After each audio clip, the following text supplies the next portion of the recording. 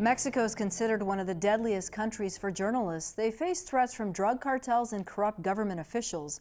Recently, the University of Arizona School of Journalism honored one of Mexico's best-known journalists for her efforts to hold those involved in corruption accountable. Nancy Montoya has more. Buenos días a México, buenos días a quienes están siguiendo esta señal a través de internet en la Aristegui Noticias. She's one of the best-known faces in Mexico. She spent more than 25 years on Mexico radio and national television. And she's very visible on CNN in Español, which airs throughout Latin America. Esto pese a que la CNDH había alertado. Now, if you're a corrupt elected Mexican official or involved in illegal activities, Carmen Aristegui is the last person you want mentioning your name on any of her programs. She understands and has accepted the possible consequences for her actions. Mexico is living with very serious problems of violence and drug trafficking by organized crime. By all accounts, Mexico is the worst country for journalists in the Western Hemisphere. Celeste Gonzalez de Bustamante is with the U of A Center for Border and Global Journalism. She says the fact that Carmen Aristegui refuses to back down in the type of journalism she chooses to do is more than just admirable, it is also dangerous. Think about this. A journalist a month is killed in Mexico, and that has been the case for the last 3 years.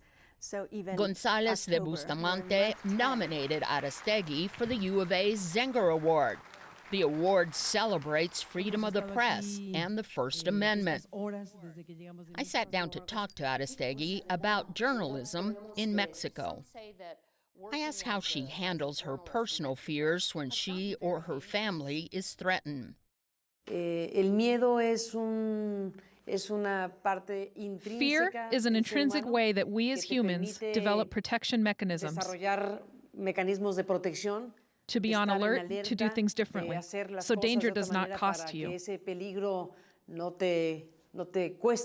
Aristegui says those living in the United States might be surprised to learn that right now the Mexican people are anxious to see how the new Mexican president, Andrés López Obrador, who takes office in December, will handle Donald Trump. On that, she has her own personal opinion. I want to talk a little bit about the relationship of Donald Trump and the new president.